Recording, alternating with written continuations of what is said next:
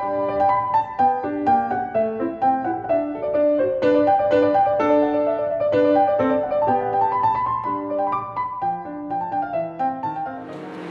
시간은 다 함께 하나님의 말씀을 나누도록 하겠습니다. 오늘은 사사기 3장 5절부터 12절에 있는 말씀을 가지고 제가 지난 시간에 말씀드렸던 것처럼 이제 7명의 사사들을 우리가 함께 인물 공부하면서 성경의 그런 어떤 교훈들을 함께 나누도록 하겠습니다. 오늘 그 첫 번째 시간인데 우리 첫 번째 성경에 등장하고 있는 사사 우리 온니엘입니다. 온니엘 사사에 관한 말씀 3장 5절부터 11절에 있는 말씀을 제가 받들어 읽고 잠시 기도한 후에 이 말씀을 가지고 교훈을 나누도록 하겠습니다. 이스라엘 자손이 제가 스크린을 띄워야죠. 이스라엘 자손이 가나안 족속과 헷 족속과 아모리 족속과 브리스 족속과 히위 족속과 여부스 족속 가운데 거하면서 그들의 딸들을 취하여 자기 아내로 삼으며 자기 딸들을 그들의 아들들에게 주고 또 그들의 신들을 섬겼으며 또 이스라엘 자손이 주의 눈앞에서 악을 행하여 주 자기들의 하나님을 잊어버리고 바알들과 작은 숲들을 섬겼더라. 그러므로 주의 분노가 이스라엘을 향하여 맹렬히 타올라 그분께서 그들을 메소포타미아 왕 구산 리사다임의 손에 파심해 이스라엘 자손이 구산 리사다임을 8년 동안 섬겼더라. 이스라엘 자손이 주께 부르짖음에 주께서 이스라엘 자손을 위하여 한 구출자를 일으키사 그들을 건져내게 하셨으니 곧 갈렙의 동생이요 그나스의 아들인 온니엘이더라. 주의 영께서 그에게 임하셨으므로 그가 이스라엘을 재판하였으며 또 그가 나가서 싸울 때에 주께서 메소포타미아 왕 구산 리사다임을 그의 손에 넘겨주심에 그의 손이 구산 리사다임을 이기니라. 그 땅에 40년 동안 안식이 있었고 그나스의 아들 온니엘이 죽었더라. 오늘 본문의 말씀을 가지고 검증된 사사 온니엘 이런 제목으로 함께 말씀을 나누겠습니다. 말씀을 위해서 잠시 기도하겠습니다. 하나님 감사합니다. 복된 주일 사랑하는 성도들과 하나님의 말씀 함께 나눌 수 있는 이 귀한 특권을 다시 한번 감사드립니다. 이 한 시간 온전히 하나님의 말씀에 우리의 마음을 집중할 수 있도록 도우시기를 간절히 원합니다. 성경의 저자가 되시는 성령 하나님께서 이 시간 우리와 함께 계시면서 말씀을 전하는 자와 말씀을 듣는 자가 한 마음과 한 뜻이 되어서 하나님의 말씀을 달게 받고 그 말씀대로 살고자 결단하는 귀한 결단이 있을 수 있도록 이 시간 함께 하시기 원합니다. 부족한 소정을 주님께 의탁드리오니 주님의 용처대로 사용하셔서 하나님의 놀라우신 영광과 은혜를 이 시간 성도들 앞에 풍성히 드러내시기를 다시 한번 간절히 바라오며 예수님의 귀하신 이름으로 기도했습니다. 아멘. 자리에 앉으십시오. 제가 지난 시간에 말씀드렸던 것처럼 성경 특별히 사사기 안에는 우리 전체 우리 사사기와 사무엘상을 포함해서는 한 15명의 사사들이 있지만 우리 사사기 안에 우리 12명의 사사들이 등장한다라고 제가 말씀을 드렸습니다. 요약컨대 우리 사사들이 우리 이스라엘 전 지역에 고르게 분포하고 있습니다. 근데 제가 지난주에 말씀드렸던 것처럼 이 사사들이 전체 이스라엘을 마치 모세나 우리 여호수아가 이스라엘을 통치했던 것처럼 전체적으로 다스린 것이 아니라 지역적으로 부분적으로 다루었기 때문에 사사들이 일어나서 어떤 말씀대로 통치하는 그런 시기에 다른 어떤 지파에서는 여전히 문제가 있을 수 있었던 그런 시대적인 상황을 성도님들이 염두에 두시면 좋겠습니다. 여기 지금 여러 사사들의 인물이 거론되어 있는데 여기 지금 예를 들어서 삼갈이라는 사사는 납달리 지파의 출신으로 요 부분을 통치했던 그런 인물이고요. 오늘 우리가 보는 온니엘이라는 사사는 유다의 지파에 속한 사사입니다. 해서 이쪽 남쪽 지역을 주로 다스리게 되는데 오늘 여기 성경에 등장하는 우리 메소포타미아 왕인 구산 리사다임은 우리 북쪽에서 내려온 이방 민족입니다. 해서 여러 가지로 이스라엘 백성들이 전체적으로 어려움을 겪고 있었다라고 저희들이 이해하는데 큰 어려움이 없으리라고 생각을 합니다. 우리 지난 시간에 요약했던 이스라엘 백성들의 실패입니다. 우리 이스라엘 백성들은 하나님께서 가나안 땅을 점령하고 그곳에서 하나님께서 약속하신 복을 누리면 그것으로 좋겠을 것인데, 하나님께서 하라시는 대로 이스라엘 백성들이 가나안을 점령하지 못했습니다. 그것이 사사기 2장 전체의 내용이고, 우리 2장 말씀해 보시면 내가 이렇게 하라고 이야기했는데 우리 2절 말씀에 어찌하여 너희가 이같이 행했느냐라고 하나님의 천사가, 다시 말해서 하나님이 보낸 대언자를 통해서 말씀하시는 과정 가운데 이스라엘이 합당하게 하지 않았던 행동을 책망하시는 장면이 나옵니다. 그러면서 우리 여기 2장 마지막 부분에 20절 말씀부터 보시면 주의 분노가 이스라엘을 향하여 맹렬히 타올라 그분께서 이르시되 이 백성이 내가 그들의 조상들에게 명령한 내 언약을 어기고 내 목소리를 귀 기울이지 아니하였은즉 이제부터 나도 여호수아가 죽을 때 남겨둔 민족들을 다시는 그들 앞에서 하나도 쫓아내지 아니하리니 라고 말씀하고 있습니다. 여러분, 이것은 굉장히 슬픈 말씀이라고 생각을 해요.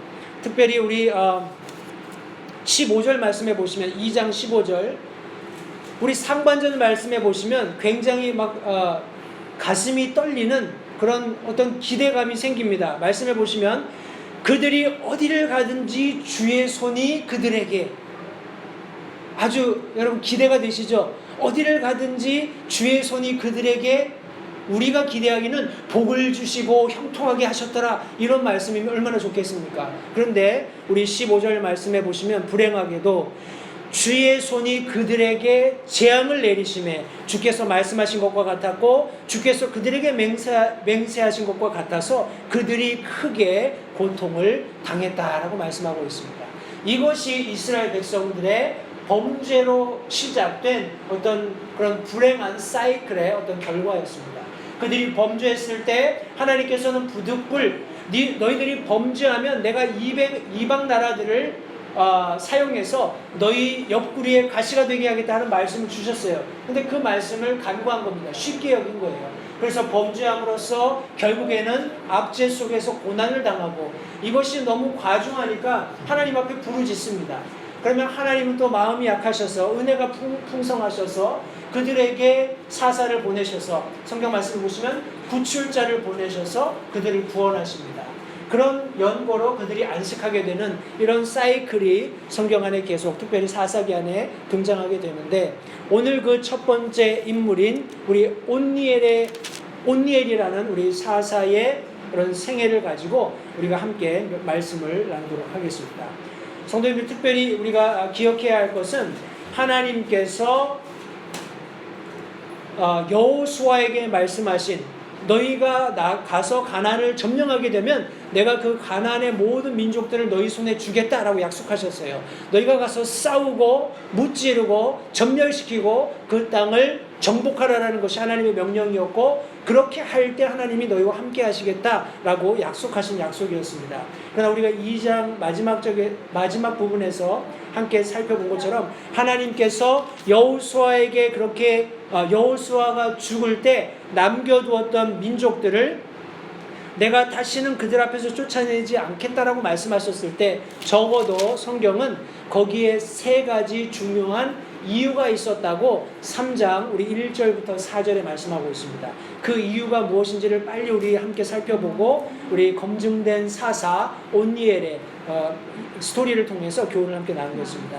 여기 말씀해 보시면 첫 번째로 우리 3장 1절 말씀에 이제 주께서 남겨두신 민족들이 이러하니 이것은 그들을 통해 이스라엘 곧 가나안의 모든 전쟁을 알지 못하는 많은 자들을 시험하려 하심이다 라고 말씀하고 있습니다.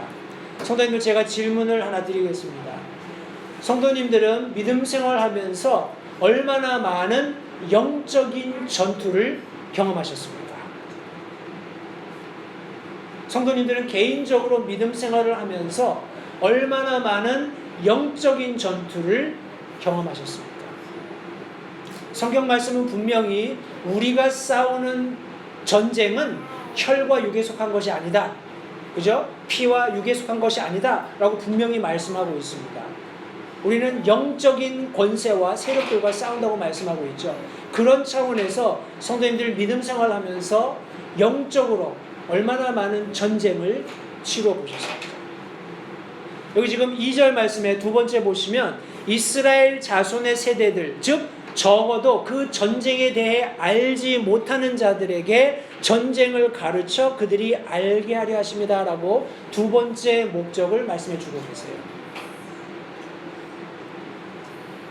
성도님들, 다시 한번 이 말씀을 가지고 우리 자신의 삶을 되돌아볼 필요가 있다고 생각을 합니다. 우리는 믿음 생활은 하지만 실제적으로 영적인 전투가 시작될 때는 많은 경우에 사람들이 이제 좀 속된 표현이지만 발을 뺍니다. 여러분, 느헤미야서를 읽다 보면 느헤미야가 우리 무너진 성벽을 건축하는 장면이 나옵니다. 그때 이스라엘의 모든 사람들이 적어도 자기 집 앞에 있는 성벽은 자기들이 재건하는 그런 모습을 보였어요. 그런데 성경 말씀을 잘 읽어보시면 거기에 권세자들, 치리자들이 자기의 어깨를 뺐다라는 표현이 나옵니다. 다시 말해서 이거는 그런 잡다한 사람들이 하는 거지, 허드레일 하는 사람들이 하는 거지, 우리 같은 통치자들, 어떤 직분에 있는 사람들은 그런 일 하는 거 아니야, 우리는 뒤에서 그냥 일이나 잘 되나 지켜볼게, 이와 같이 교만한, 하나님의 일에 동참하지 않는 그런 모습을 보였다라는 것을 성경에 말씀하고 있는 것입니다. 성도님들 마찬가지입니다. 여기 보시면 지금 광야에서 태어났고 적어도 여호수아가 있는 동안에 적극적으로 가나안을 점령하기 위해서 전쟁에 참여하지 않았던 많은 세대들이 지금 이 사사기의 시대에 존재했다라는 거예요.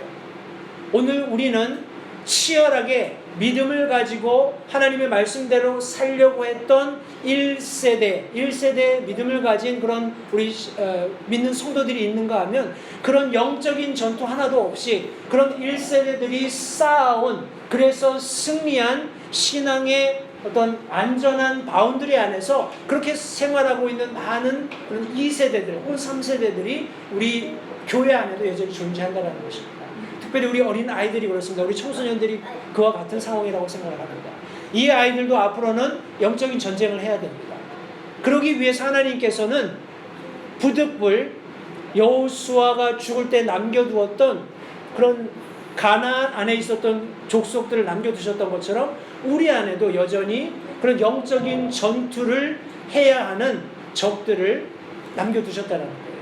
그러나 잊지 마십시오. 하나님께서는 이미 승리를 보장하셨어요.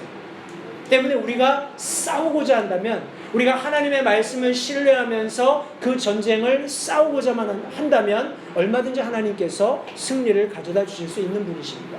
그것을 나중에 조금 더 이야기하겠습니다만 그것이 두 번째 목적이었고, 우리 4절 말씀해 보시면 그들이 이스라엘을 시험하였으니 이것은 그들이 주의 명령, 곧 그분께서 모세의 손으로 그들의 조상들에게 명령하신 명령에 귀를 기울이려 하는지 알고자 함이었다라고 말씀하고 있습니다.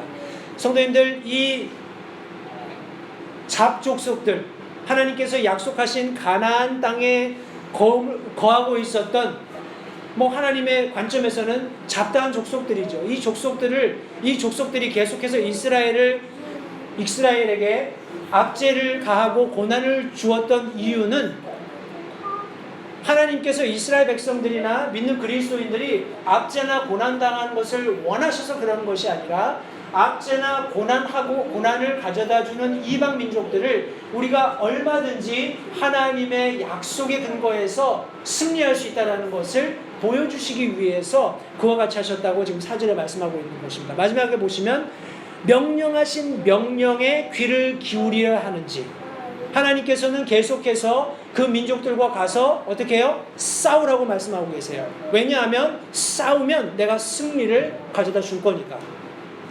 이해가 되시나요? 하나님은 한 번도 믿는 그리스도인들이 너희는 구원받았으니까 고난받아야 돼, 너희는 시련받아야 돼, 거기서 아주 그냥 비참한 생활을 해야 돼, 이렇게 말씀하신 적이 없어요. 그런 시련이 불보다 더 우리를 정결하게 해서 금처럼 만들어주시는 그리스도의 영광에 합당한 그런 어떤 보배로운 인물들로 성도들로 드러나게 하시기 위한 목적이라고 도리어 성경이 말씀하고 있지, 압제나 고난 자체가 목적은 아니라는 것입니다.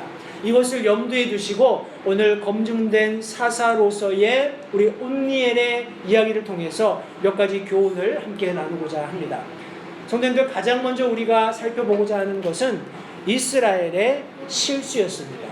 우리도 동일한 실수를 할 수 있기 때문에 과연 이스라엘의 실수가 무엇이었는지를 오늘 이 말씀을 통해서 몇 가지 함께 살펴보고자 합니다.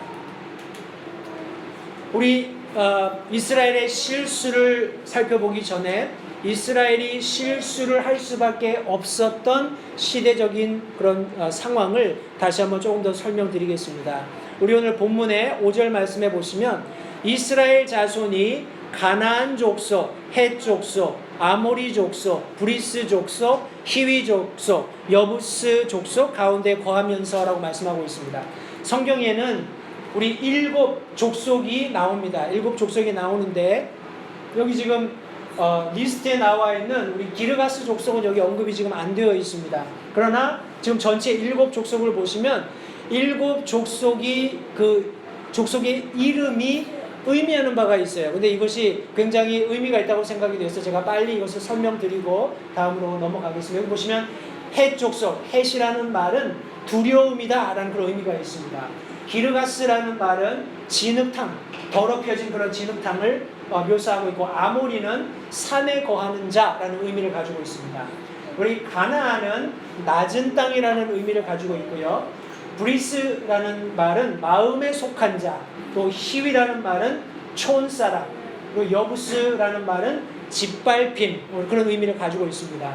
이 전체적인 가나안 땅에 거하고 있었던 7족속들은 어떤 의미에서는 우리 인간이 가질 법한 하나님 앞에서의 불신앙을 이렇게 뭐라고 할까요? 보여주고 있다라고 생각이 됩니다. 여기 지금 우리 헷 족속 두려움이라는 것은 여기 지금 요한계시록 21장 8절에 보면 이런 사람들은 천국에 합당하지 않다라고 말씀하면서 두려워하는 자라는 그런 묘사가 나옵니다. 그런 두려움이에요. 하나님을 향하여서 전폭적인 신뢰가 없기 때문에 어떤 일이 일어나면 두려운 겁니다. 그런 태도를 취하는 그런 사람을 여기 헷 족속이 대표하고 묘사하고 있다고 이해할 수 있겠습니다. 기르가스, 진흙탕, 하나님을 반신반의하는 물반, 진흙반 해서 꾸정물처럼 항상 탁한 믿음 생활을 하는 사람을 우리 기르가스 족속이 묘사하고 있습니다. 아모리, 산에 거하는 자, 우리 크리스찬이티, 우리 기독교 역사도 쭉 살펴보면 이런 유의 사람들이 있었고 지금도 있습니다. 자기 스스로 굉장히 정결하고 깨끗하다고 생각을 하면서 나는 저 사람들과 달라. 어떤 성도들의 거룩한 분리라기보다는 사람들을 멸시하고 자기를 굉장히 높이는 교만한 거죠. 어떤 의미에서 보면. 그래서 자칫 깨끗한 척하면서 속세를 떠나는, 그래서 자기들끼리 분리돼서 사는 이런 어떤 생각에 사로잡히면 이단으로 빠지기 쉽습니다. 하나님께서는 도리어 우리에게 세상의 빛과 소금이 되라고 하셨죠. 그죠? 그러나 그 가운데서 성별을 유지하면서 빛과 소금이 돼야지.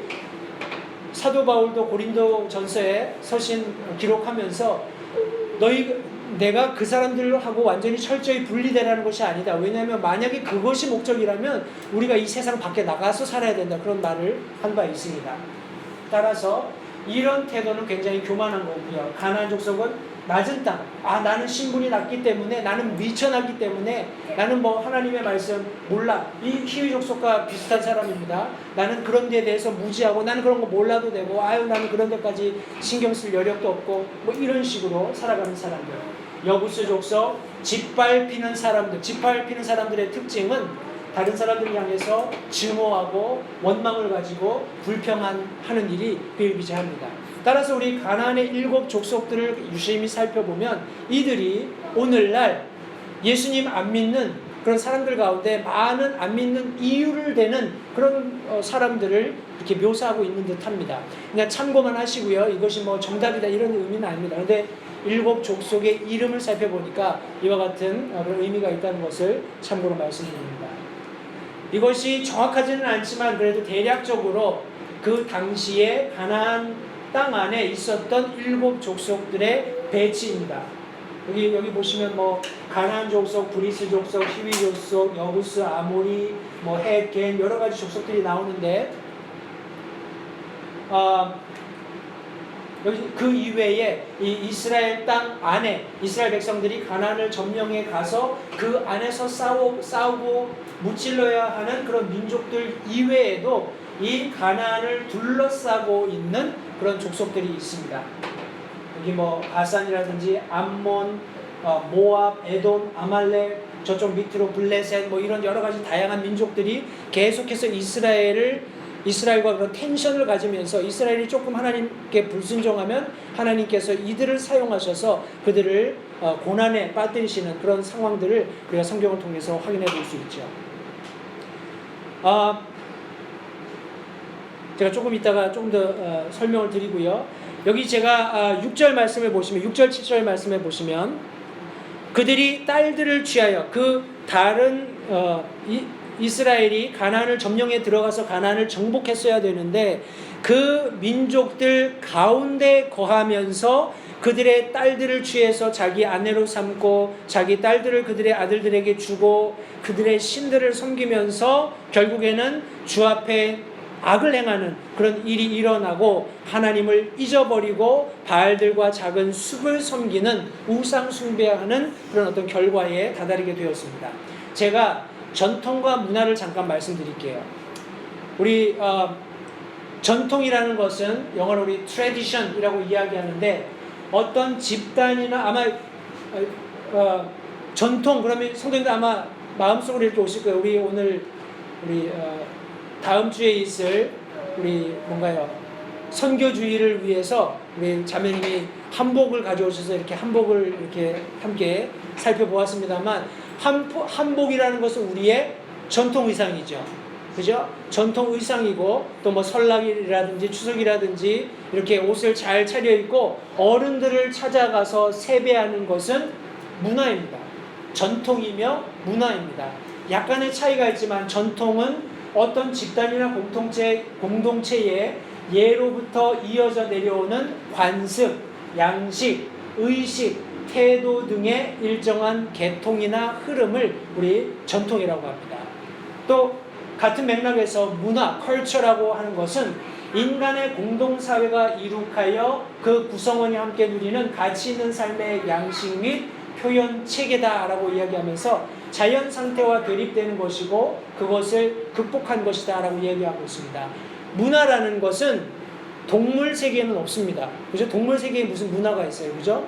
인간만이 창조주께서 부여하신 특별한 어떤 창조 능력을 소유한 인간만이 찬란한 문화유산을 가지고 그것을 누리는 것입니다. 그래서 전통과 문화라는 것을 제가 말씀드렸는데 그렇게 말씀드린 이유는 성도님 한번 생각해 보시죠. 우리는 한국 사람들이죠. 우리는 한국 사람들이기 때문에 한국 사람들이 가지는 독특한 전통이 있습니다. 독특한 문화가 있어요.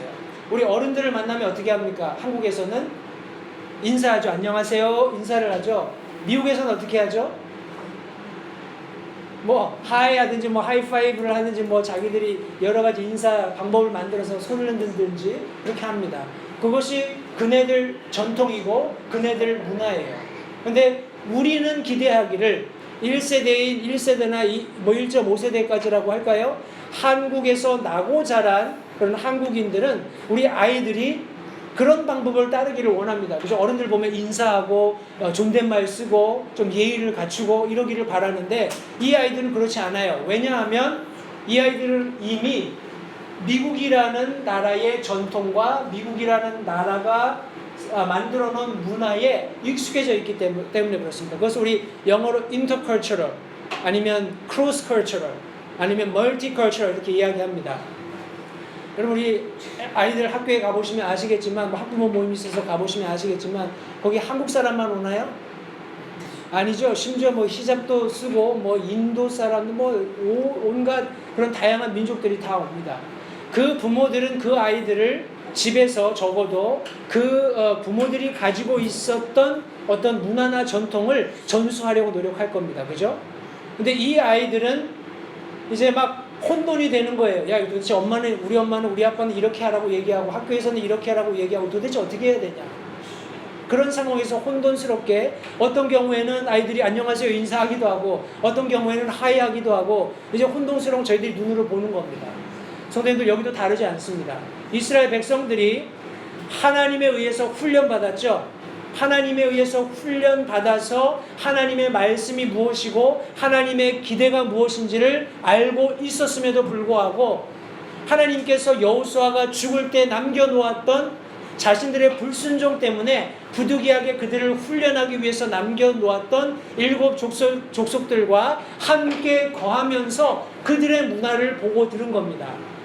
문화가 섞이기 시작한 거예요.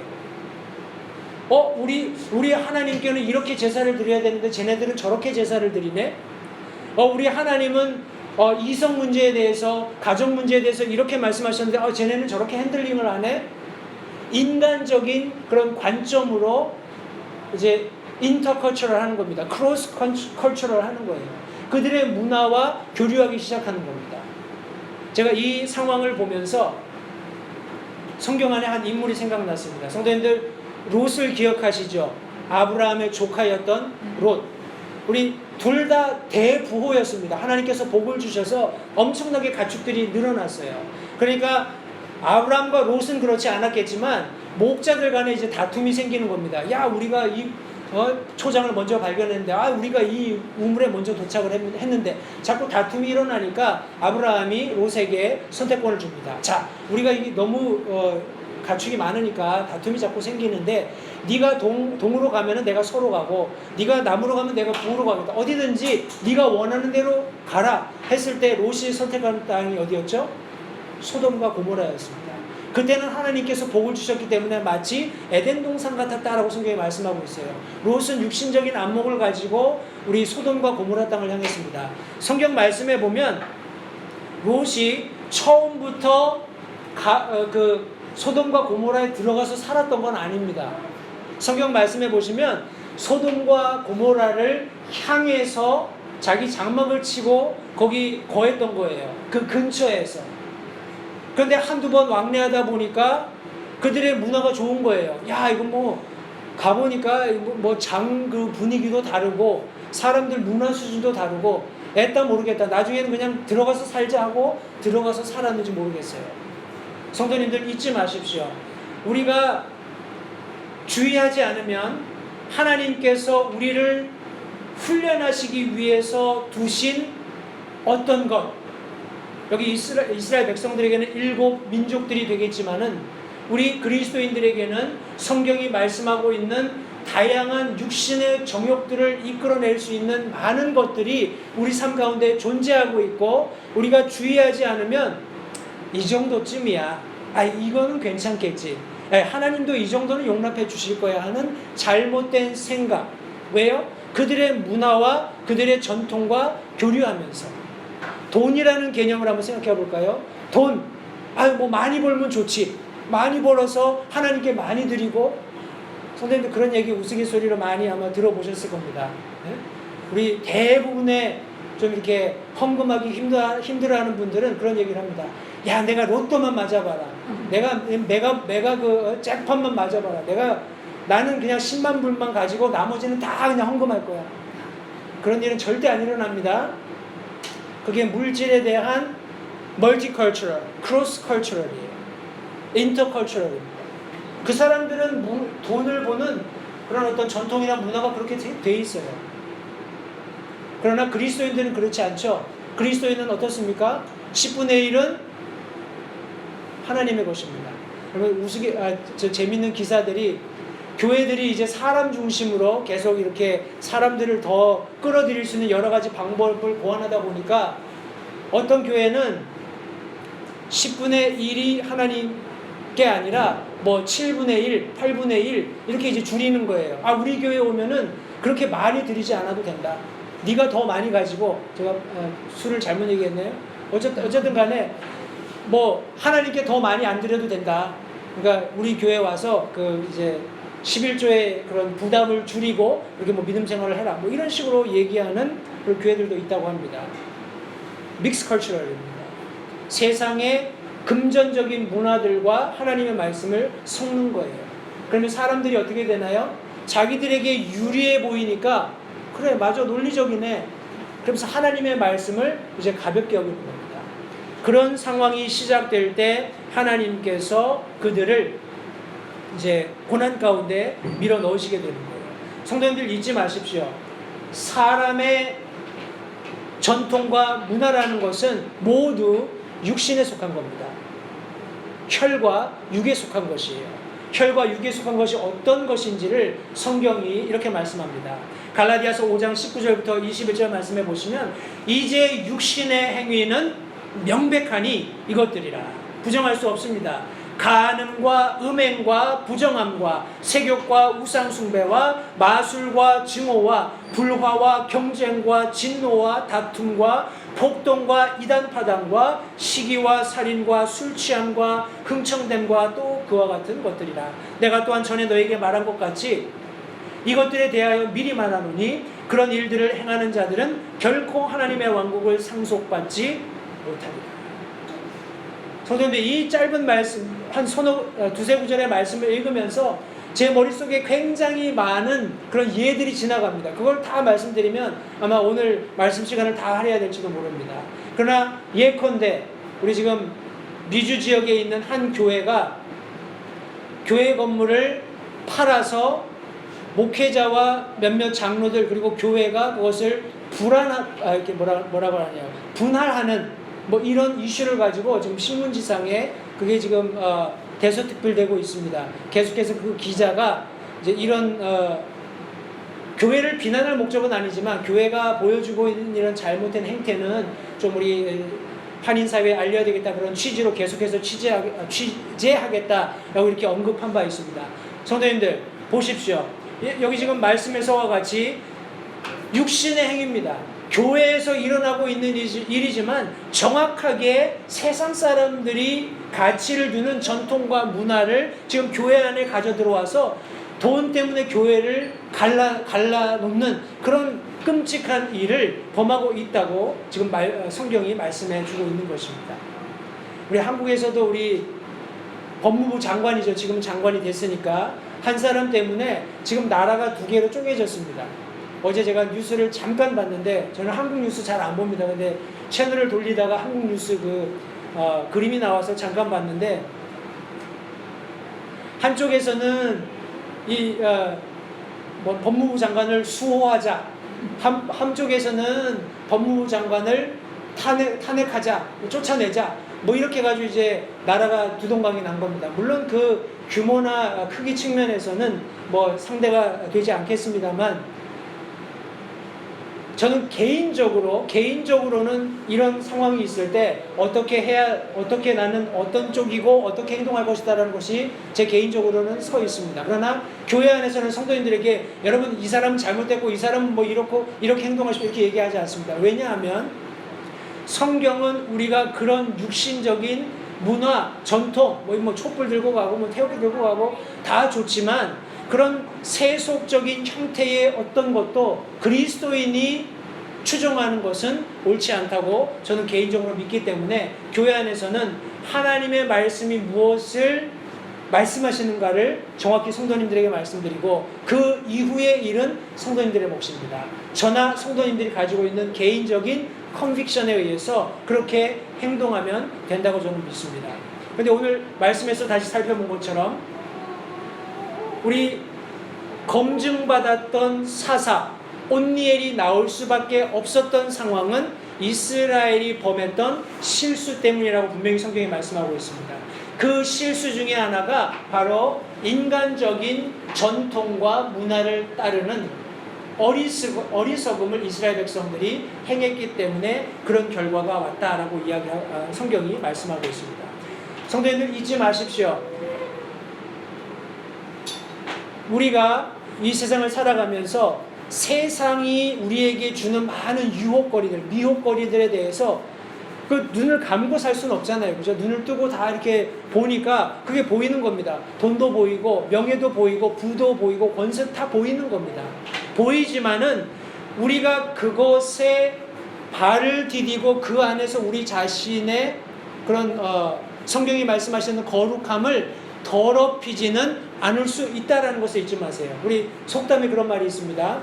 새가 내 머리 위로 날아가는 것은 내가 어떻게 할 수 없지만 새가 내 머리 위에다가 둥지를 짓지 못하게는 내가 할 수 있다는 거예요. 그죠? 맞는 말씀이죠? 성경도 그것을 우리에게 가르치고 있습니다. 우리가 이 세상에서 살고 있기 때문에 세상을 벗어나서 살 수는 없지만 우리 요한 2서 15장 15절 요한 1서 2장 15절부터 17절 말씀은 이렇게 세상의 것들을 묘사합니다. 세상이나 세상에 있는 것들을 사랑하지 말라. 만일 누구든지 세상을 사랑하면 아버지의 사랑이 그 속에 있지 아니하니 세상에 있는 모든 것, 잘 들어보십시오. 곧 육신의 정욕과 안목의 정욕과 인생의 자랑이 아버지에게서 나지 아니하고 세상에서 나느니라. 세상도 그것의 정욕도 사라지되 오직 하나님의 뜻을 행하는 자는 영원토록 거하느니라. 성도님들, 세상에 있는 것, 우리가 영원할 것처럼 보이고 내가 목숨을 걸어서 저것을 가져야 되겠다라고 생각하는 그 모든 것들, 성경은 그 모든 것들이 사라지게 된다라고 말씀하시면서 하나님의 뜻을 행하는 자만 영원토록 거한다라고 말씀하고 있습니다. 데살로니가 전서, 밑에 데살로니가 전서 말씀이 있나요? 네, 데살로니가 전서 4장 3절부터 4절 말씀해 보시면 하나님의 뜻은 이것이니 곧 너희가 거룩히 구별되는 것이다. 세상 밖에 나가서 사는 것이 아니라 우리가 거룩히 구별되는 것인데 우리가 음행을 삼가하고 각 사람이 거룩히 구별함과 존귀함으로 자기 그릇 소유할 줄을 알라라고 말씀하고 있습니다. 성경이 말씀하고 있는 거룩히 음행을 삼가하고 라고 말씀하셨을 때 음행, 다시 말해서 은밀하게 하나님께서 하지 말라고 하신 일들을 행하는 모든 행위를 성경은 음행이라고 말씀하고 있습니다. 따라서 우리가 성경이 우리가 가져야 할 어떤 물질관이나 아니면 세상과 우리가 어떻게 교류해야 하는가, 그리스도인으로서 어떻게 세상 안에서 삶을 살아야 하는가 하는 것들을 우리가 무시하고 세상의 문화나 전통을 따르게 된다면 그것도 성경은 넓은 의미에서 음행이라고 말씀하고 있습니다. 성도님들 잊지 마십시오. 하나님께서는 저와 여러분들을 거룩한 핏값 주고 사셨어요. 그러면서 말씀하시기를 내가 거룩하니 너희도 거룩하라 라고 말씀하셨습니다. 이것이 하나님께서 저와 여러분들에게 기대하시는 성별이라는 것을 기억하시고 다시 한번 이스라엘이 범했던 실수를 혹 우리 삶에서도 범하고 있지 않는지 다시 한번 되돌아보실 수 있게 되기를 바랍니다. 우리 두 번째는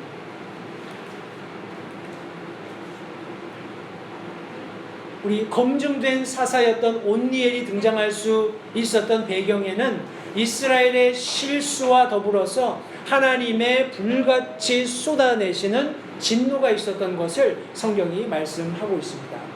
우리 오늘 말씀해 보시면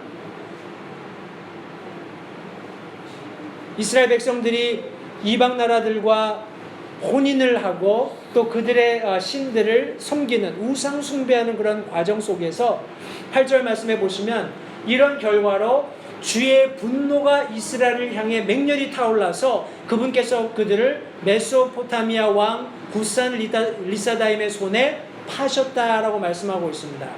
성도님, 하나님께서 이스라엘 백성들을 돈 받고 파셨을까요? 아니면 이방 나라들에게 어떤 예배를 받으시고 파셨을까요? 그렇지 않습니다. 성경은 시편 44편 12절 말씀에서 주께서 주의 백성을 거접하시되 그들을 판값으로 주의 재산을 불리지 못하시나이다 라고 말씀하고 있습니다. 이것은 원치 않는 징계였다라는 사실을 성경이 다시 한번 명확히 해주고 계신 것입니다. 제가 첫 번째 시간에 사사기를 개관을 말씀드리면서 하나님께서 이스라엘 백성들이 범죄했을 때 이스라엘 백성들을 그런 고난 가운데 밀어넣으신 것이 아니라 하나님께서 그들을 보호해 주시고 계셨던 손을 떼신 것이다 라고 말씀드린 바 있습니다. 성도님들, 저와 여러분들은 우리가 구원받을 때 하나님의 영원하고 살아있는 약속에 의해서 하나님께 보호받고 있습니다. 그러나 우리가 하나님께서 하지 말라고 하시는 그런 그리스도인이 행하지 말아야 하는 삶을 살거나 행동을 했을 때 하나님께서 그 영역에서 우리가 다시 회개하고 돌이키기 원하셔서 그런 보호하시는 손을 잠시 거두실 수도 있다는 사실을 잊지 마시기 바랍니다. 그것이 어떤 의미에서는 하나님의 진노입니다. 꼭 하나님께서 때리고 혼을 내시는 것이 진노라고 생각하시는 것은 잘못입니다. 성경 말씀에서처럼 하나님께서는 그들을 이방 나라가 그들을 압제할 수 있게끔 하나님께서 보호하시던 손을 잠시 거두셔서 원치 않는 징계를 하셨다는 사실을 잊지 마시기 바랍니다. 이사야서 50장 1절 말씀에서도 주가 이같이 말하노라. 내가 버린 내 어머니의 이혼 증서가 어디 있느냐. 내가 어느 채권자에게 너희를 팔았느냐. 보라, 너희 불법들로 인하여 너희 자신을 팔았고 너희 어머니는 너희 범죄들로 인하여 버림을 받았느니라 라고 말씀하고 있습니다. 여기 지금 너희 어머니라고 묘사된 그 대상은 우리 유다 족속입니다. 유다 족속을 향해서 말씀하시면서 결국에는 하나님께서 유다를 버린 것이 아니고 또 하나님께서 임의로 너희를 체벌하는 것이 아니라 너희가 잘못해서 너희가 불법을 범함으로써 스스로 그런 뭐라고 할까요? 불구덩이에 걸어 들어간 것이다 라는 것을 분명히 여기 말씀해 주고 계신 것입니다. 하나님께서 우리에게 진노하실 때 그 진노는 하나님께서 뭐라고 할까요? 그냥 그 진노를 목적으로 주셨다라기보다 우리가 범죄했기 때문에 우리가 잘못했기 때문에 그것을 바로잡아 주시기 위한 하나의 과정이라는 사실을 다시 한번 성도님들 이해할 수 있게 되기를 바랍니다. 하나님께서는 이방 나라의 여기 사사기 특별 말씀을 보시면 이스라엘 백성들이 범죄했을 때 이방 나라를 사용하셔서 이방 나라를 섬기게 하시는 그런 과정을 성경이 말씀해 주고 있습니다. 우리 예레미야서 29장 말씀해 보시면 제가 참 좋아하는 말씀인데 11절 말씀해 보시면 너희를 향한 나의 생각을 내가 아노라. 여기 지금 나는 하나님이십니다. 하나님께서 너희를 향한 내 생각을 하나님께서 내가 안다라고 말씀하시면서 그것은 무엇을 준다고요? 평안을 주려는 것이다 라고 말씀하고 계세요. 너희들이 불안에 떨고 어떤 고통 속에 있고 이것을 원하는 것이 아니라 하나님께서 계획하신 일들의 궁극적인 목적은 너희들에게 평안을 주려는 것이고 재앙을 주려는 것이 아니기 때문에 기대하던 결말을 너희에게 줄 것이다 라고 분명히 여기 하나님의 말씀으로 성경에 기록해 놓으셨습니다. 우리 전화위복이라는 말이 있습니다. 들어보셨죠? 유사한 말로 세옹지마 이런 우리 고사성어도 있습니다만 뭔가 우리에게 불행한 것처럼 보이는 것이 나중에는 복이 되어 돌아온다는 그런 의미입니다. 성도님들 어떤 경우에는 제 삶을 봐도 마찬가지입니다. 어떤 경우에는 왜 이런 일이 내 삶에 일어나나, 왜 이런 일이 우리 가정에 일어나나 하고 좀 이렇게 디스커리지 될 때가 있습니다. 그런데 시간이 지나고 나면 깨닫기를 하나님께서 이런 상황을 주심으로써 내가 이런 어떤 캐릭터를 갖게 하셨구나. 하나님께서 이런 환경에 나를 두심으로써 내가 하나님을 향해서 이런 마음을 갖게 하셨구나 하는 깨달음을 이후에 얻게 된다는 것입니다. 때문에 하나님께서 우리를 고난 가운데 있도록 허용하시는 순간 성도님들 우리는 인간적으로 하나님을 원망하고 싶고 하나님께 울부짖고 싶고 하나님께 어떤 고통을 호소하고 싶지만 잊지 말 것은 하나님께서 우리를 향해서 가지고 계신 완전하신 뜻과 생각을 하나님께서 알고 계시는데 그것은 평화를 주기 원하시는 것이지 재앙을 주려는 것이 아니라는 것을 잊지 마시고 저와 여러분들이 기대하는 하나님께서 저와 여러분들의 생애 속에 기대하시는 그 결말이 반드시 도래한다는 것을 믿는 가운데 인내하시는 모든 성도님들이 되시기를 간절히 바랍니다. 이런 고난의 과정을 통해서 하나님께서는 우리가 죄를 뉘우치기를 원하시는 거예요. 죄를 깨닫기를 원하시는 것입니다. 그래서 다시금 하나님께 돌아오기를 원하시는 것입니다. 성도님들 참 이 하나님의 진노라는 그런 말씀 자체가 굉장히 두려운 것임에는 우리가 부인할 수 없는 사실이지만 참 감사한 말씀이 하박국에 있습니다. 하박국 3장 2절 말씀해 보시면 오 주여 내가 주께서 말씀하시는 것을 듣고 두려웠나이다. 여러분 우리가 방금 들었던 하나님께서 진노를 쏟아내시면서 하나님의 분노가 맹렬히 타올라서 이스라엘 백성들을 이방 민족에 팔아버리시는 하나님의 보호를 걷어버리시는 이 일이 얼마나 두렵고 여러분 섬뜩한 일입니까? 그러나 여기 말씀해 보시면 오 주여 그 해들의 한중간에 주의 일을 되살리시옵소서. 그 해들의 한중간에 알리시옵소서. 진노하실 때라도 긍휼을 기억하시옵소서. 이것이 저와 여러분들의 기도가 되어야 합니다. 내가 잘못해서 내가 이해할 수 없는 상황에 빠져서 하나님 도대체 이 일이 어떻게 내게 일어난 것입니까? 내가 원통하고 참 분해서 못 견디겠습니다.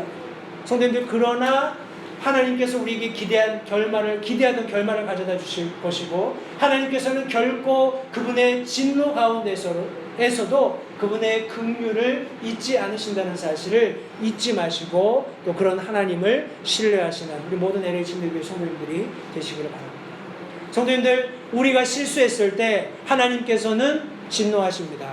성경적이죠? 우리 아이들이 잘못했을 때 부모들은 미국적인 사고나 문화에서는 그냥 대화로 풀고 오래 참아주고 뭐 이런 개념이라면 한국 부모님들은 좀 체벌을 해야 되잖아요. 아이들이 잘못하면 화도 내고 우리 히브리서 말씀처럼 징계하지 않는 자식이 무슨 자식이냐? 하나님의 관점에서도 그런 말씀을 우리에게 주신 것처럼 아이들이 잘못했을 때는 마땅히 징계해야 합니다.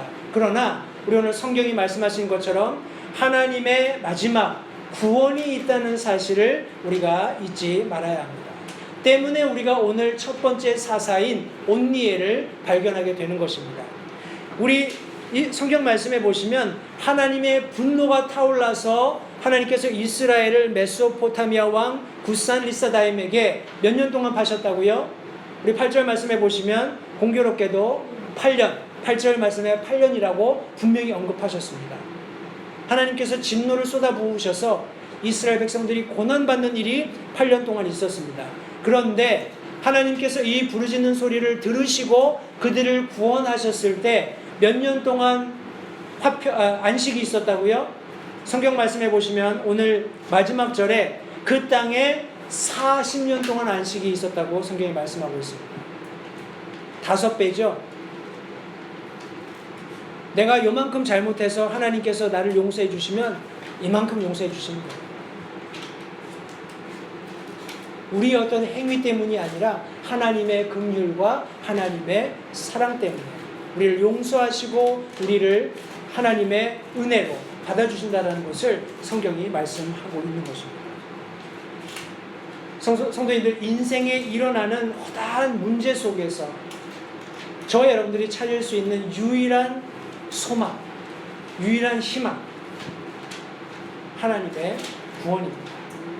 하나님이 우리를 구원하신다는 소망이 있지 않고는 성도님들 우리가 그리스도인으로 이 땅을 살아갈 수 있는 아무런 힘도 발휘할 수 없다는 사실 다시 한번 기억하시고요. 성도님들 하나님의 구원은 부르짖음을 통해서 시작됩니다. 예레미야서 29장 12절부터 14절 상반절에 있는 말씀을 보시면 그때에는 너희가 나를 부르고 가서 내게 기도하리니 내가 너희 말에 귀를 기울이리라. 또 너희가 마음을 다하여 나를 찾으면 나를 찾고 나를 만나리라. 내가 너희를 만나리라. 하나님의 약속입니다. 부르짖으면 너희가 나를 만날 것이고 너희가 부르짖으면 내가 너희의 소리를 듣겠다라고 성경이 분명히 말씀하고 있는 것이에요. 예레미야 33장 3절 말씀에서도 나를 부르라. 우리 개역성경에는 부르짖으라 라고 설명하고 있습니다. 그리하면 내가 내게 응답하고 네가 알지 못하는 크고 능력 있는 일들을 내게 보이리라. 사사 시대에 이스라엘 백성들이 하나님 앞에 부르짖었을 때 하나님께서는 절대로 그들을 우리가 극복하지 못하리라고 생각했던 메소포타미아의 군대들을 무찌르는 온니엘을 통해서 그들을 구원하시는 일이 일어났습니다. 오늘날 저와 여러분들이 당하는 모든 그런 이 세상에서 겪는 어려움들은 우리가 하나님께 부르짖을 때 하나님께서 우리를 그것들로부터 구출해 주신다는 분명한 약속의 근거에서 이 말씀은 진리이며 저와 여러분들에게 아멘이 된다고 믿습니다. 우리가 알지 못하는 크고 능력 있는 일들을 하나님께서 보이실 것입니다. 하나님, 이것은 인간적으로 불가능합니다. 내가 모든 사람들에게 물어봤고 내가 알고 있는 모든 인맥을 동원해서 확인해 보았지만 이 일은 불가능하다고 합니다. 성도님, 그런 일들이 너무나 많죠. 그러나 하나님께서는 다시 한번 네가 알지 못하는 크고 능력 있는 일들을 내가 행할 것이고 내가 보게 될 것이다 라고 분명히 말씀하셨습니다. 하나님의 구원은 그와 같은 구원입니다. 그 구원을 위해서 하나님께서 예비된 구원자를 예비해 주신다는 것을 잊지 마시기 바라요. 여기 지금 9절 말씀해 보시면 이스라엘 자손이 주께 부르짖음에 주께서 이스라엘 자손을 위하여 한 구출자를 일으키사라고 말씀하고 있습니다. 성도님들, 제가 앞서 말씀드린 대로 우리 나라에 어려움이 있는 그런 상황을 말씀드렸습니다. 이런 어려움 속에서 내가 좀 뭔가 해야 되지 않겠느냐, 내가 좀 이런 상황에 일조해야 되지 않겠느냐, 저는 개인적으로 그런 마음이 있습니다. 그러나 우리 믿는 그리스도인들이 한 가지 잊지 말아야 할 것은 이런 어려움들로부터 우리 자유대한민국을 구출해낼 수 있는 구출자는 누가 주신다고요? 하나님 주시는 겁니다. 말씀에 의하면 하나님께서 이스라엘 자손을 위하여 한 구출자를 일으키사 그들을 구원하셨다고 성경이 말씀하고 있습니다. 저는 개인적으로 믿기로 하나님께서 아직 한국을 버리지 않았다고 믿습니다. 한국이 공산화되는 그런 일 절대 없습니다. 하나님께서 살아계시고 하나님을 믿고 두려워하는 그리스도인들이 아직 대한민국에 있고 여기 미국에도 있습니다. 그죠? 미국에도 그런 사람들이 많이 있습니다. 얼마나 많은 사람들이 우리 한국을 위해서 기도하고 있는지 아마 성도님들 다 알면 정말 천군만마를 얻은 것 같은 그런 기분이 드실 거예요. 우리의 눈이 가려져서 알지 못하지만 하나님께서 우리 엘리사의 종을 통해서 그 눈을 열어주셨을 때 불병거들과 불말이 그 산을 두르고 있었던 것을 보게 하셨던 것처럼 하나님께서 여전히 불타는 눈동자로 우리 자유대한민국 특별히 복음에 힘쓰고 물론 여러 가지 교회들의 이슈들이 있어서 대속특필이 되고 우리 믿는 그리스도인들의 마음을 상하게 하지만 여전히 하나님을 사랑하고 하나님을 두려워하고 하나님께서 그렇게 하실 수 있는 분이라는 것을 믿는 그리스도인들이 있기 때문에 하나님께서 동일하게 우리 개인의 삶 속에서도 또 우리 민족적으로도 그런 일을 여전히 하실 수 있으리라고 저는 개인적으로 믿고 그렇게 신뢰하고 있습니다. 하나님께서 이런 어려운 형국에 메소포타미아라는 강대국의 왕이 이스라엘을 압제하고 억누르고 있는 이 시대에 하나님께서 예비한 구출자를 일으키셔서 그들을 구원하셨습니다. 호세아서 말씀, 호세아서로 지나갔나요? 예, 호세아서 6장 1절부터 3절 말씀해 보시면 오라 우리가 주께로 돌아가자. 그분께서 우리를 찢으셨으나 우리를 낫게 하시리라. 그분께서 우리를 치셨으나 우리를 싸매어 주시리라. 이틀 뒤에 그분께서 우리를 되살리시며 셋째 날에 우리를 일으키시리니 우리가 그분 앞에서 살리로다. 우리가 계속해서 주를 알고자 하면 그때에 우리가 알리라. 그분의 나오심은 아침같이 예비되어 있으며 그분께서 비같이 곧 땅에 내리는 늦은 비와 이른 비같이 우리에게 임하시리라. 성도님들, 우리가 어떤 상황에 있든지 우리가 고통 중에 있든지 압제 가운데 있든지 실망과 절망과 좌절 가운데 있든지 성경 말씀은 그때에 우리가 알겠다라고 말씀하세요. 그분이 아침같이 예비되었고 그분께서는 비같이 곧 땅에 내리는 늦은 비와 이른 비, 다시 말해서 가장 적절한 때에 가장 알맞은 만큼의 추수와 씨 뿌리는 것과 그 곡식을 거두는 때에 맞는 그런 비를 주시는 것처럼 하나님께서 계획하신 그 가장 적절한 때에 하나님께서 예비된 구원자를 보내주신다라고 말씀하고 계신 것입니다. 하나님께서는 우리를 구원하시되 이미 예비해 놓은 구원자를 통해서 구원해 주신다는 것을 잊지 마시기 바랍니다. 우리에게도 그런 구원자가 있었죠. 누가복음 말씀해 보시면 누가복음 2장 11절 말씀에 이날 다윗의 도시에 너희를 위해 구원자 곧 그리스도 주께서 태어나셨습니다. 이스라엘 백성들의 이 시대적인 상황에서 그들을 구출하기 위해서 하나님께서는 한 구출자인 온니엘을 예비하셨습니다. 그러나 우리 인류 죄로 인해서 죽어 멸망할 수밖에 없는 끔찍한 죄의 결과에 봉착한 저와 여러분들을 위해서 성경은 우리를 위해 구원자 그리스도께서 태어나셨다라고 말씀하고 계십니다.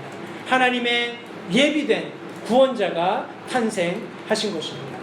우리 디모데전서 4장 10절 말씀에서는 이런 까닭에 우리가 수고하고 치욕을 당하나니 이는 우리가 살아계신 하나님을 신뢰하기 때문이라. 그분은 모든 사람의 구원자시요 특히 누구요? 믿는 자들의 구원자시다라고 말씀하고 있습니다. 여러분 예수 그리스도를 개인의 구주로 믿으십니까? 네. 개인의 구주로 영접해서 구원 받으셨어요? 네. 성경은 그런 사람들에게 있어서 특히 이 예수 그리스도께서는 믿는 자들에게 하나님께서 예비하신 구원자다라고 말씀하고 있습니다. 저와 여러분들은 어떤 상황 가운데에서도 구원받게 될 것을 성경은 말씀하고 있는 것입니다. 저와 여러분들이 비록 실수할지라도, 저와 여러분들이 하나님의 진노 가운데 있을지라도 우리가 회개하고 하나님 앞에 다시 나오면 하나님께서는 예비된 그 구원자 안에서 구원하신 구원을 온전히 성취하심으로써 믿는 자들의 하나님이 어떤 하나님인지를 저와 여러분들에게 보여주시는 것입니다. 요한일서 4장 14절 말씀은 아버지께서 아들을 세상의 구원자로 보내신 것을 우리가 보고 증언했다라고 말씀하고 있습니다. 성도님들, 예수 그리스도께서 저와 여러분들을 위한 하나님께서 보내신 우리 구원자다라는 그런 확신을 저와 여러분들이 가지고 있다면 이제 저와 여러분들은 그것을 증언해야 합니다. 다른 사람들에게 증명해야 한다는 말씀입니다. 성도님들, 가령 온니엘이 우리 메소포타미아의 왕이었던 구산 리사다임을 향해서 일어서서 대적할 만한 그런 힘을 내지 못했다면 아마 그들은 여전히 메소포타미아의 압제 속에서 고통받고 있었을 것입니다.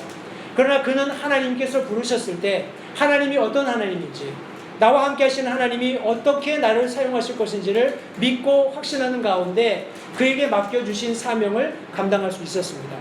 우리가 온니엘이라는 인물을 여호수아기에서도 발견할 수 있는데, 우리 우리 갈렙이 이 산지를 내게 주소서 하고 클레임하잖아요.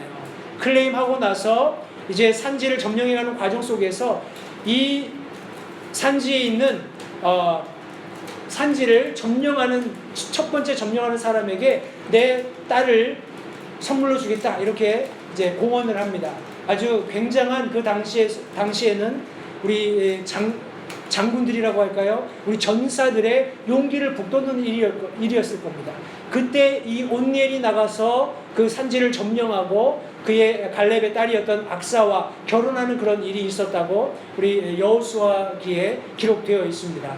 이런 용맹스러운 온니엘이 이제 하나님께서 이스라엘의 8년 그런 메소포타미아의 압제하에 있을 때 그를 부르셔서 그가 이 이방 민족과 싸우도록 하시는 그런 과정 속에서 하나님이 어떤 하나님인지를 아셨고 하나님이 그 약속하신 것을 어떻게 성취하시는지를 알고 있었기 때문에 그는 기꺼이 나가서 강대한 메소포타미아 왕과 싸워서 전쟁을 승리로 이끌 수 있었다고 성경이 말씀하고 있는 것입니다.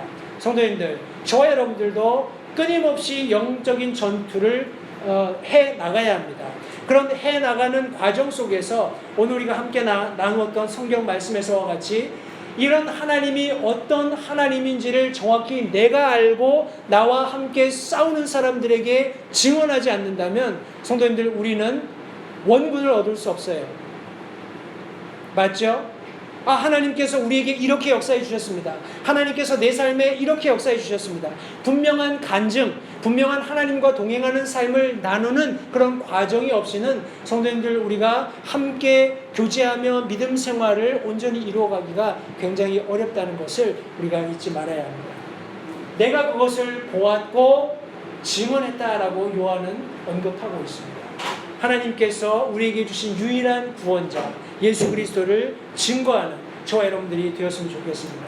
아까 제가 잠시 말씀드린 것처럼 디도서 2장 13절은 복된 소망과 위대하신 하나님 곧 우리의 구원자 예수 그리스도의 영광스러운 나타나심을 기다리게 하셨다라고 말씀하심으로써 이 예비된 구원자께서 우리를 죄에서 구원하셨을 뿐만 아니라 이제 이 세상의 모든 썩어 없어질 것들로부터 영원히 구원할 구원자로서 다시 오신다는 사실을 말씀하시고 그것을 소망으로 가지도록 권면해 주고 계시는 것입니다. 성도님들, 이 세상의 모든 것들은 소멸됩니다. 영원할 것 같으세요? 아이폰이 10년, 20년 더 있을까요? 모르겠습니다. 아마 이제 우리 가지고 있는 테크놀로지가 계속 발달하다 보면 우리가 전혀 알지 못하는 방향으로 전개가 될 거예요. 누가 그걸 생각해나 했겠습니까? 전화기를 들고 다닌다. 그죠? 옛날에 이만한 뭐라고 하나요? 벽돌폰이라고 하죠? 요거 반만한 거. 이런 거 무선 전화라고 처음에 들고 다니는 사람들 보면서 얼마나 부러워했어요. 근데 얼마나 불편합니까? 가지고 다니기도 힘들고. 근데 이제 조그맣게 손바닥만하게 돼서 어디든지 가지고 다니는 이런 세상이 되었습니다. 그럼에도 불구하고 해야 되는 새 것이 없고 모든 것은 소멸될 뿐입니다.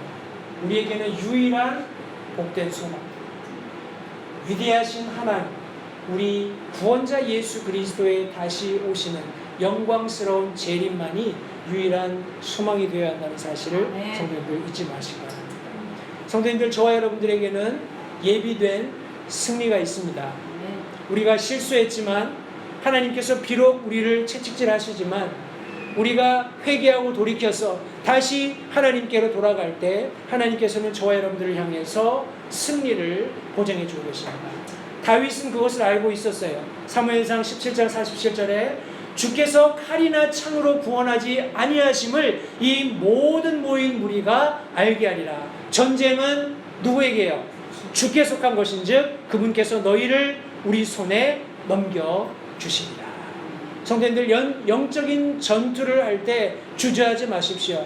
담대하게 주님의 이름으로 나가서 주님께서 보장해 주시는 승리를 쟁취하시는 LH임대교회 성도님들이 되시기를 바랍니다. 역대하 20장 15절 우리 하반절에 보시면 이 전쟁은 너희에게 속한 것이 아니요 하나님께 속한 것이다 라고 분명히 말씀하고 있습니다.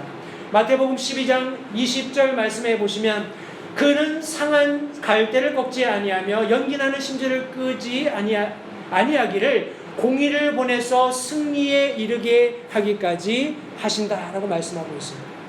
성도님들, 저와 여러분들은 너무나 미력해서 마치 상한 갈대처럼 아니면 꺼져가는 심지와 같은 볼품없는 하잘것 없는 그런 어떤 존재로 묘사될 수 있습니다. 그러나 하나님께서 공의를 보내시고 승리에 이르기까지 우리를 지키시며 보호하신다는 사실을 잊지 마시기 바랍니다. 우리 요한일서 5장 4절 무엇이든지 하나님에게서 난 것은 세상을 이기느니라.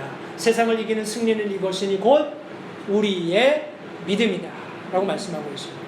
성도님들, 우리에게는 이미 예비된 승리가 있습니다. 그 승리는 우리의 믿음인데 이 믿음은 예수 그리스도 안에서 그 힘을 발휘한다는 사실을 잊지 마시고 마지막으로 하나님의 구원은 예비된 안식을 가져온다는 사실을 잊지 마시기 바라요. 우리가 잘 아는 창세기 2장 2절 말씀, 일곱째 날에 하나님께서 자신이 만든 일을 마치시고 자신이 만든 모든 일로부터 일곱째 날 안식하셨다라고 말씀하고 있죠. 성도님들, 우리가 안식 이렇게 얘기를 하면은 그냥 쉰다, 논다 이렇게 생각을 하는 그런 경우들이 종종 있습니다.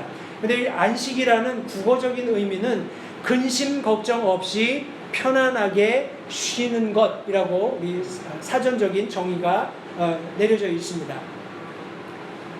성도님들, 우리 근심 걱정이 없다라고 얘기할 때 가령 여러분들이 베케이션을 갔다고 한번 생각해 보세요. 베케이션을 가서 근심 걱정 없이 살려면 여러분들이 있는 상황이 무엇과 비교가 되면 안 됩니다. 그죠? 가령 우리 휴가지에 갔는데 호텔이 많이 있어요. 이거는 뭐 별 2개짜리, 이거는 뭐 별 5개짜리. 어디 가서 쉬시겠어요? 주머니 사정을 따져보고, 아, 내 재정 상태가 이러니까, 아, 별 5개짜리 가고 싶은데 별 2개짜리 가자. 이것이 안식인가요? 불안하죠? 쉼은 쉼이지만 좀 불안한 쉼입니다. 비교가 가능하다라는 거예요. 그런데 하나님께서 말씀하시는 안식이라는 것은 절대적인 겁니다. 그냥 가서 내가 원하는 것을 다 하는 거예요. 여러분, 하나님이 엿새 동안 창조하시고 7째 날 안식을 하실 때, 아이고 힘들다, 이제 더 이상 힘들어서 못하겠다, 내가 재충전을 좀 해야 되겠다, 이렇게 안식하셨나요? 그것이 아닙니다. 그죠? 따라서 성경이 말씀하시는 안식을 우리가 이해할 때 뭔가 비교해서 안식이 아니라 절대적인 안식이라는 것을 이해하시기 바라요. 여기 지금 예수님께서 동일한 맥락에서 이렇게 말씀하십니다. 이러므로 사람의 아들은 또한 안식일에 주니라.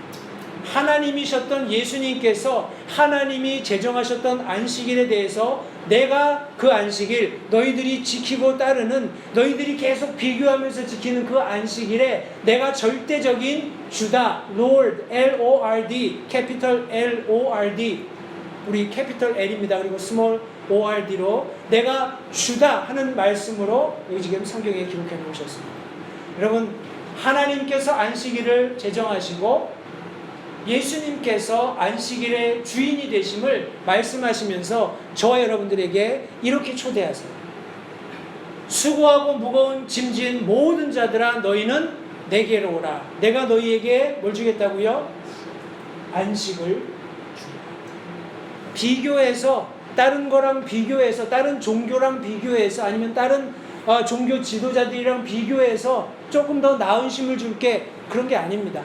절대적인 안식을 주장하셨던, 선포하셨던 하나님께서 동일한 원리로 주인이라고 말씀하시면서 내가 그런 절대적인 안식을 너희들에게 주겠다라고 말씀하고 계신 거예요.